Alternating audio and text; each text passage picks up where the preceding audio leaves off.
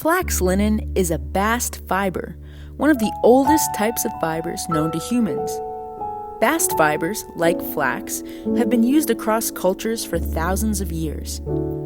Archaeological evidence dates the use of flax back as far as the Neolithic period, with a swatch of cloth being found in Egyptian tombs dating to 8000 BCE. Other plants producing bast fibers include dogbane and nettles here in America.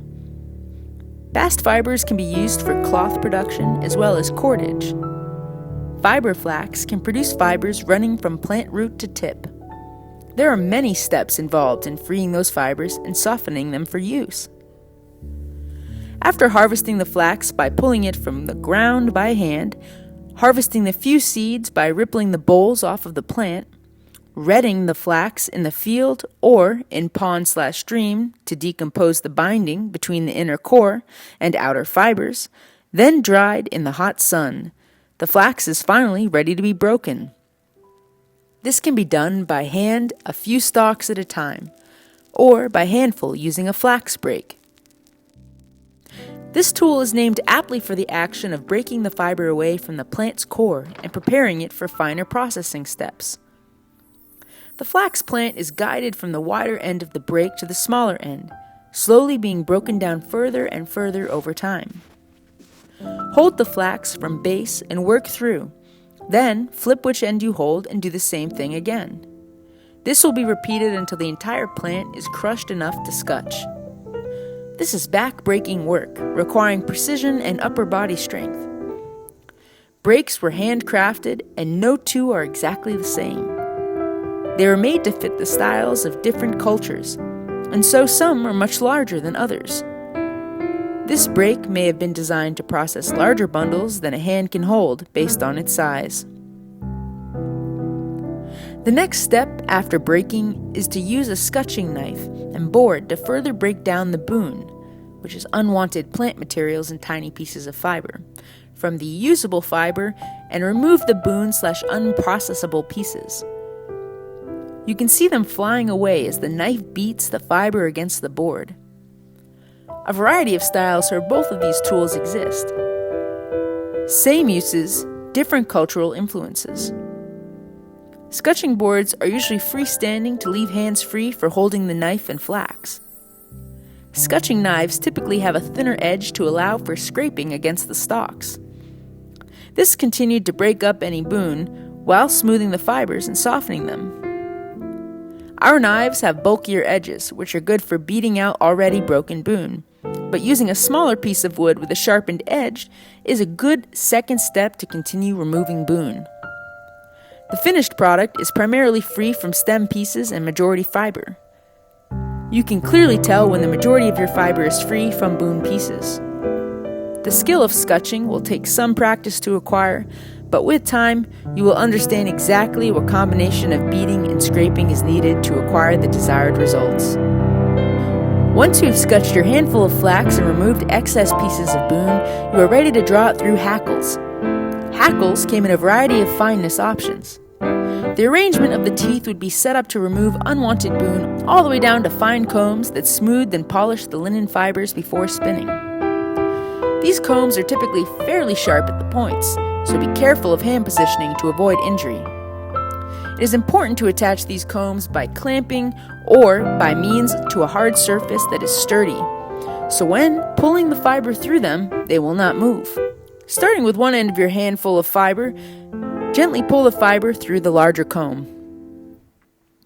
As the toe fiber, shorter, coarse fiber, is removed, you can pull this off of the comb and set it aside for future processing.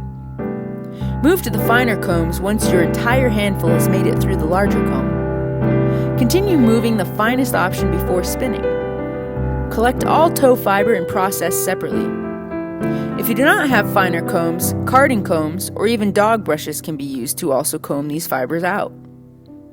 Regardless of the comb, always make sure you pull the fiber through from where your hand holds to one end of the fiber. Do not double the fiber up on itself. Flax tangles easily and you will undo the work you've just done. If you do not plan to immediately spin the flax fiber, it is important to roll it into stricks to keep it from tangling. Flax fiber tangles easily. The twist should be tight and begin at the center of the flax bundle. Slowly twisting outward from the center, roll it in on itself. Allow the strick to guide how tight it wants the twist. These stricks can be tied together and hung in a closet or stored away until ready for use. Any spinning wheel can be used to spin flax.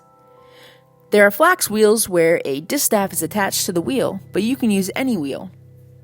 You can also use a drop spindle or even spin flax by hand simply by twisting the fibers in the same direction consistently with your fingers. A distaff is used to keep the flax fibers from tangling. Dressing a distaff is simple, but care must be taken not to tangle the fibers while doing it. Flax should be spun wet. It is hydrophilic. This means that the flax fiber will naturally stick together when wet, adhering to the other fibers as you spin and creating a natural glue from the pectin within the fiber. It is important to gently guide a few flax fibers at a time into the twist. With practice, you will produce an even thickness in your thread. The fiber itself will become very sturdy as thread, and additional sturdiness can be acquired by plying the thread back onto itself. It was common practice to spin flax counterclockwise in the northern hemisphere. Most folks think that it is because it was a cultural habit, but it actually connects to the natural twist already in the fiber. Plants grow and twist around the sun in order to receive light, which means the further you are from the equator, the more twist you will have naturally in your plant.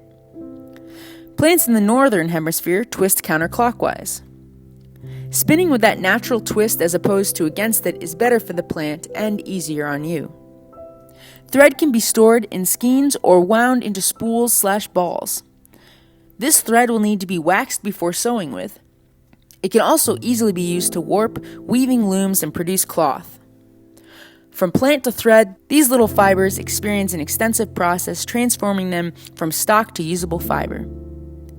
From the pulling of the plants by hands, the intentional decomposition of the stalk through retting, the physical breaking to remove all of the inner core, the stripping of the fiber to soften it, and then ripping it through the combs to soften and organize it, to the gentle guiding and twisting of it into beautiful thread, this little plant represents more than just the historical production of fiber.